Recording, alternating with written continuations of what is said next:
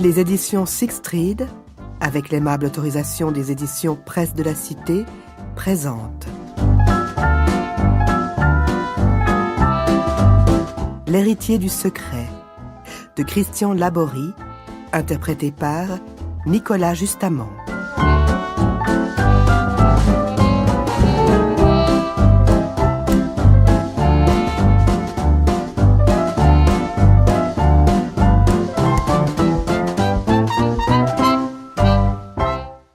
Paris, automne 1930. Alexandre Muller s'apprêtait à se rendre à son travail. Comme chaque matin, il s'était réveillé avec les premiers rayons du soleil et avait flâné dans son appartement, le temps de se préparer un café et d'en apporter un au lit à Gina, la jeune femme qui partageait sa vie et son toit. Dehors, les rues s'animaient à peine. Paris grelottait malgré la saison. Les garçons de café mettaient en place leurs terrasses, dans l'attente des premiers clients. La circulation commençait à s'activer et les lève-tôt avaient déjà pris possession des trottoirs et des rames de métro.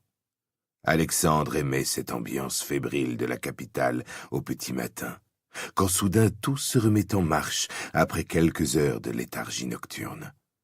Il n'était pas un homme de la nuit et n'appréciait pas les sorties qui se terminaient souvent à l'heure où les travailleurs se lèvent. Depuis plus de 5 ans, il gérait une galerie d'art située rue de Vaugirard et avait connu un rapide succès, les expositions qu'il y organisait ayant toujours suscité de bonnes critiques dans la presse spécialisée parisienne. La peinture n'était pas la passion de sa vie, mais il avait su saisir quelques années plus tôt une opportunité qu'il avait extraite d'un anonymat dans lequel il finissait par étouffer. De plus, sa rencontre avec Gina l'avait définitivement éloigné de son passé qu'il traînait derrière lui comme une mauvaise compagne. Artiste peintre dont la notoriété commençait à s'affirmer, Gina Lambertini, d'origine italienne, avait été lancée par Alexandre Muller quelques années auparavant. Ses œuvres surréalistes devaient être exposées dans sa galerie pendant les 3 derniers mois de l'année, le vernissage étant prévu pour le samedi 4 octobre. Alexandre y avait invité tout le Gotha parisien, ainsi que des journalistes de la capitale et de province. Il redoutait les critiques à l'égard de Gina. Les femmes devaient encore se battre pour faire valoir leur place dans un monde où le mérite et la gloire étaient essentiellement l'apanage de la gente masculine. Sûr du talent de Gina, Alexandre se montrait pourtant particulièrement soucieux depuis plusieurs jours, craignant que son ami n'obtienne pas le succès escompté. Il ne pouvait concevoir que des spécialistes à la dimension internationale puissent, en l'espace d'1 heure ou 2 passées dans sa galerie et d'un article dans un quotidien ou une revue culturelle, détruire le travail de toute une année. Chaque vernissage qu'il mettait sur pied lui demandait en effet des mois d'efforts. Le choix de l'artiste, de ses œuvres, la date à fixer, les personnalités à inviter, tout était préparé, calculé après maintes réflexions. Il ne laissait jamais rien au hasard. Du succès de Gina dépendait celui de sa galerie. Son nom lui était associé comme s'ils étaient unis par le mariage. Son échec serait donc également le sien. Sur cette exposition, il jouait non seulement sa renommée, mais encore son avenir de galeriste. Gina finissait de se préparer dans la salle de bain. Quand elle fut enfin prête, comme tous les matins avant de partir, elle descendit chercher le Figaro dans leur boîte aux lettres et le lui déposa sur la table du salon sans s'attarder davantage. « À ce soir, mon chéri », lui lança-t-elle sans prendre le temps de venir l'embrasser. « Je file vite à l'atelier, je suis en retard. Passe une bonne journée. »« À ce soir, mon amour », lui répondit-il en saisissant son journal. Avant de se rendre à sa galerie, Alexandre Muller avait l'habitude de boire une dernière tasse de café dans le calme et de jeter un œil sur les titres. Il s'installa confortablement dans un fauteuil, avala une première gorgée de son nectar préféré, ouvrit son quotidien. Son regard se porta immédiatement sur un titre de la page des faits divers. Un industriel nîmois tente de mettre fin à ses jours. Un de plus, songea-t-il perplexe.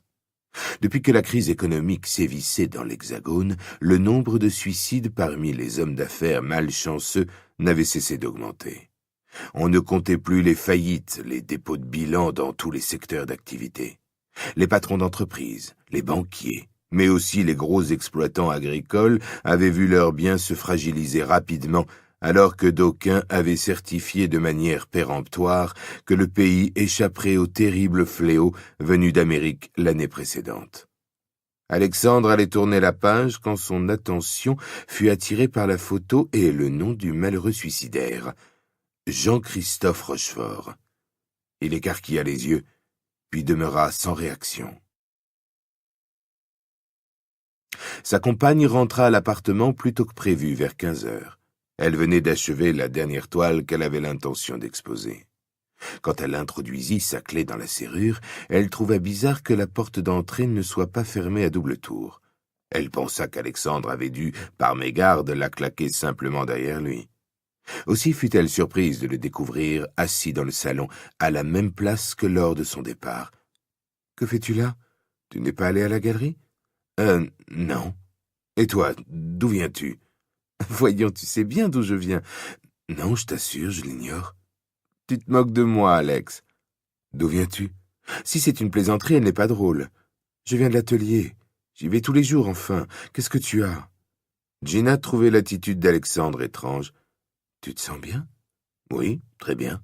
D'où arrives-tu comme ça ?»« Ah, mais je viens de te le dire. » Alexandre ne bougeait pas de son fauteuil. La présence de Gina ne paraissait pas le perturber, mais il ne lui témoignait aucune attention particulière. En temps ordinaire, il se serait empressé d'aller l'embrasser tendrement. Son regard semblait éteint. Devant lui, sur la table du salon, le journal qu'il avait consulté était encore déplié.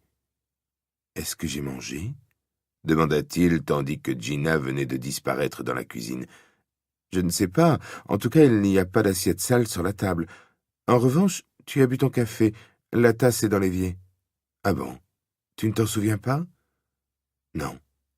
Tu as bu aussi une bière et un apéritif. Les verres sont avec la tasse. Qu'est-ce qui t'a pris?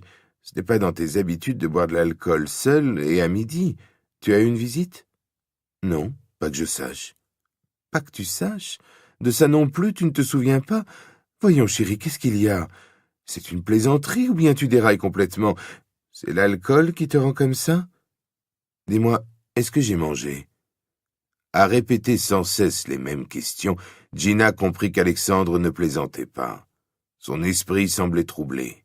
Quelque chose d'anormal s'était passé depuis la matinée. Aurait-il fait une attaque cérébrale? Elle s'enferma discrètement dans le bureau, saisit le téléphone et composa le numéro de son médecin. « Docteur Mayenne, je vous appelle au sujet d'Alexandre. Il me semble très perturbé depuis que je suis rentré de l'atelier. Il n'arrête pas de me poser les mêmes questions. » « Non, il n'a pas l'air malade. Seulement ces questionnements étranges. Comme s'il avait oublié ce qu'il a fait dans sa journée. De plus, il n'est pas allé à la galerie, ce qui n'est pas dans ses habitudes. »« Oui.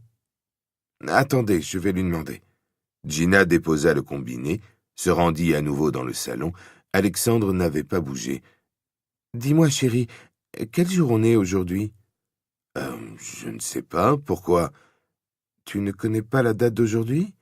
Alexandre réfléchit. « Non, je ne vois pas du tout. Nous sommes le 13 septembre. Alors c'est mon anniversaire. J'allais te faire une surprise.